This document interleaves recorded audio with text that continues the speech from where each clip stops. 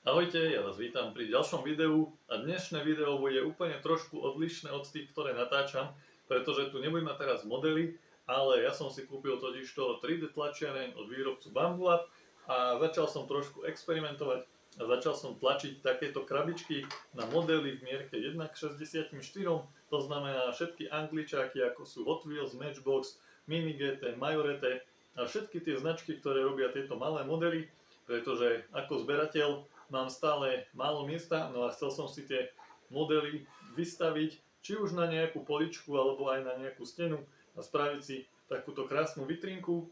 No a keďže napríklad značka Hot Wheels ponúkala takéto krabičky, ktoré sa nedávno dali kúpiť aj v predajniach, napríklad Dráčik, ale už v podstate niečo vyše 1-2 rokov tieto krabičky sa už nedajú kúpiť, tak som hľadal nejakú alternatívu a v podstate mi prišlo najjednoduchšie si takéto krabičky vytlačiť.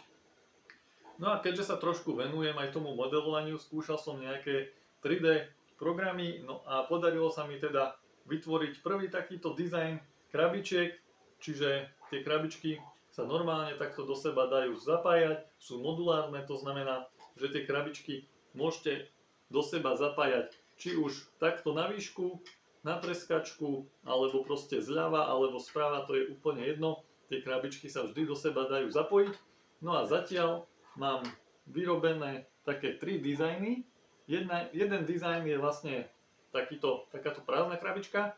Potom mám dizajn s takýmto krížikom na skrutku, to znamená, že tu vzadu je takáto spera, ktorá drží tú krabičku, aby sa dala primontovať napríklad na stenu.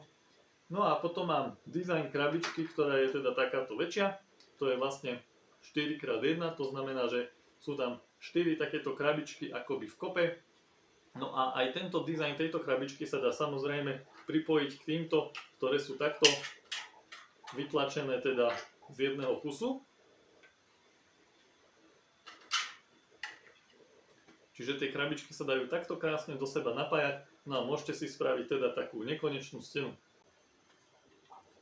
No a ako teda môžete vidieť, tých krabičiek tu mám naozaj už celkom hodne. Boli aj nejaké na skúšku vytlačené, kde som si teda skúšal, či tie krabičky do seba zapadajú, či to všetko pasuje. No a ako môžete vidieť, niektoré z nich teda boli nepoužiteľné, čiže to bol ako odpad. Okrem toho, napríklad mám tu aj takýto dizajn, to bol v podstate prvý, ktorý sme skúšali s mojím kamarátom, ktorý má takisto 3D tlačiareň. No a toto je napríklad transparentná farba, ktorá vyzerá nejako takto.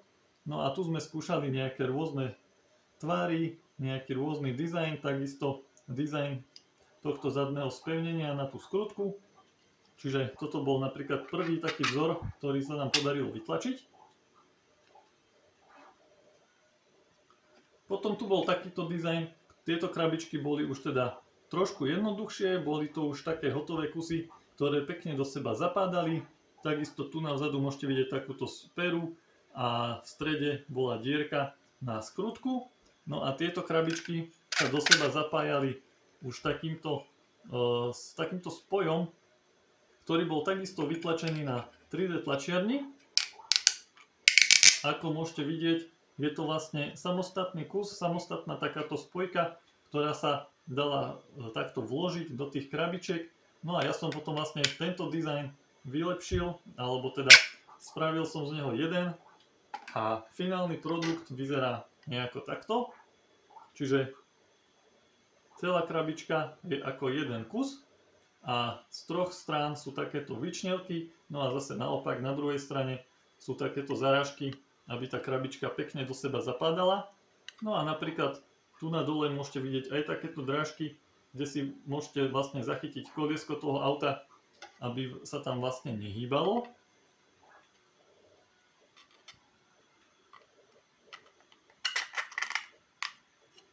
Takto nejako vyzerá tá krabička, keď si ju do seba spojíte.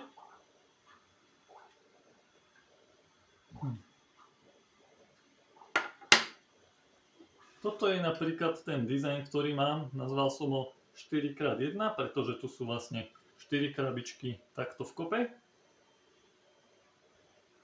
A takisto aj k tomuto si viete napríklad pripojiť každú túto krabičku, čiže či už si spravíte niečo takéto alebo nejaký iný podobný dizajn, tak všetky tie krabičky sa vám budú dať vždy takto pekne do seba napasovať. No tu už mám napríklad niečo takéto, to už je väčšie, alebo potom tu už mám viacej týchto krabičiek, ktoré sú takto do seba spojené. Môžete vidieť, že tu sú niektoré aj s týmto supportom vzadu, teda na tú skrutku. To znamená, že pokiaľ chcete si ju dať napríklad na stenu alebo na nejakú drevenú dosku alebo proste spraviť nejakú vitrinku, tak pomocou týchto krabičiek si ju viete priskrutkovať do tej steny.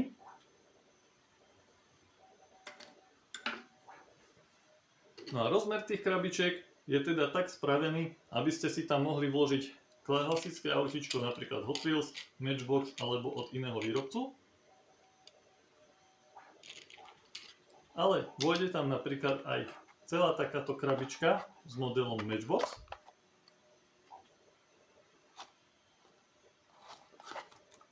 A vôjde tam napríklad aj takýto starší model tohto ťahača Kenworth. Čiže tie krabičky sú tak robené, aby tam sa naozaj vopchal každý model, ktorý máte. Chcel som ich spraviť také univerzálne. No a napríklad, keď si pozriete aj krabičku od výrobcu Hot Wheels, tak napríklad aj táto krabička vôjde presne do tejto krabičky, ktorú som ja navrhol.